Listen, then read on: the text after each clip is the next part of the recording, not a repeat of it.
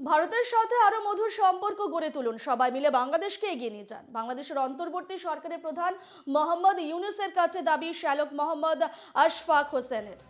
ভারতের সাথে আরো মধুর সম্পর্ক গড়ে তুলুন, সবাই মিলে বাংলাদেশকে এগিয়ে নিয়ে যান। মোহাম্মদ ইউনূসের কাছে দাবি আত্মীয় মোহাম্মদ আশফাক হোসেনের। বর্তমানের বাসিন্দা হচ্ছেন মোহাম্মদ আশফাক হোসেন। ঠিক তিনি কি বলেছেন শুনুন।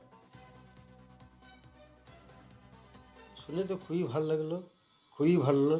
এবং ওনাকে যে দায়িত্ব দেওয়া হচ্ছে, উনি ভগবানের আশীর্বাদে যেন দায়িত্বটা ঠিকমতো পূরণ করেন।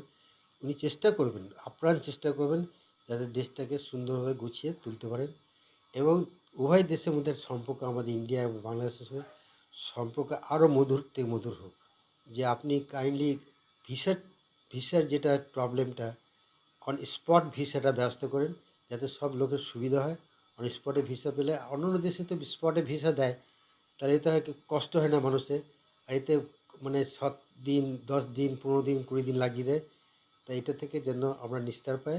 আর বিশেষ করে সিনিয়র সিটিজেনের জন্য একটু আরও লিবারাল হওয়া উচিত, যাতে ভিসাটা পেতে কোনো অসুবিধা না হয়। হ্যাঁ, ওনাদের ক্যাবিনেট হিসেবে ওনারা তো সবাই মিলে একটা করে আশা করি চালাতে পারবে।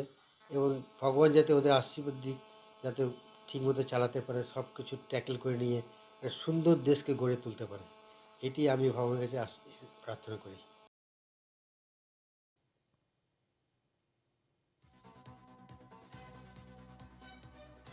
আপনারা শুনলেন আশফাক হোসেনের মন্তব্য। বর্ধমানের বাসিন্দা হচ্ছেন মোহাম্মদ আশফাক হোসেন। মোহাম্মদ ইউনূসের কাছে দাবি করছেন তার আত্মীয় যে ভারতের সাথে আরো মধুর সম্পর্ক গড়ে তুলুন, সবাই মিলে বাংলাদেশকে এগিয়ে নিয়ে যান। এমনটাই আহ্বান মোহাম্মদ ইউনূসের কাছে দাবি আত্মীয় মোহাম্মদ আশফাক হোসেনের।